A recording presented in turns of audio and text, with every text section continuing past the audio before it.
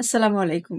২০২৫ সালে আপনাকে নতুন করে ফ্রিল্যান্সিং শুরু করতে হলে কিছু বিশেষ কৌশল বা প্রস্তুতি দরকার, যা আপনাকে দ্রুত সফল হতে সাহায্য করবে। এখানে কিছু গুরুত্বপূর্ণ পদক্ষেপ বলছি আমি। ফ্রিল্যান্সিং শুরু করতে হলে অবশ্যই প্রথমত আপনাকে নিজের দক্ষতা নির্ধারণ করতে হবে। আপনি কোন ক্ষেত্রে কাজ করতে চান তা ঠিক করুন। যেমন লেখালেখির ক্ষেত্রে ব্লগ, কন্টেন্ট রাইটিং, কপিরাইটিং, প্রযুক্তিগত লেখা ইত্যাদি। গ্রাফিক ডিজাইনের ক্ষেত্রে logo design, UI UX design, social media graphics. Web ডেভেলপমেন্টের ক্ষেত্রে ওয়েবসাইট তৈরি, ওয়েব অ্যাপ ডেভেলপমেন্ট। তারপর হচ্ছে ডিজিটাল মার্কেটিং। ডিজিটাল মার্কেটিং এর ক্ষেত্রে SEO, social media marketing, Google AdWords.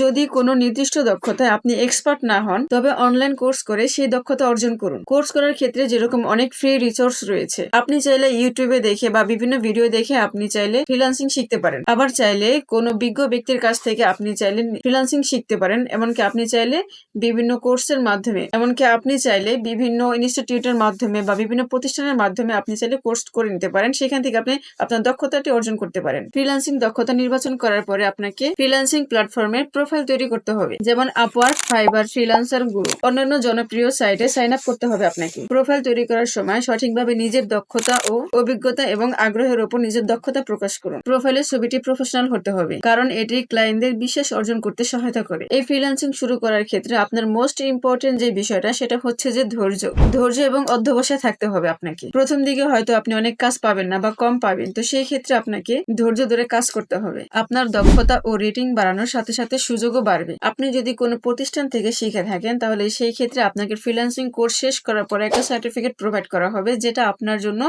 ক্লায়েন্টের ক্ষেত্রে কাজ পাওয়া এবং কাজের প্রুফ দেখানোর ক্ষেত্রে অনেক সুযোগ সুবিধা হয়ে পড়ে। তো সেই ক্ষেত্রে নিজের দক্ষতা উন্নত করার ক্ষেত্রে বিভিন্ন প্ল্যাটফর্মে বা অনলাইনে কোর্স করুন, সার্টিফিকেট নিন। এতে আপনার বিশ্বাসযোগ্যতা ও মূল্য বৃদ্ধি পাবে। ফ্রিল্যান্সিং শুরু করতে হলে ধারাবাহিকতা এবং সঠিক পরিকল্পনা প্রয়োজন। যদি আপনি আপনার দক্ষতা দিয়ে কাজ শুরু করেন এবং ধীরে ধীরে আপনার অভিজ্ঞতা বৃদ্ধি করতে হবে, তবে সাফল্য আসবে। ধন্যবাদ সবাইকে। আসসালামু আলাইকুম।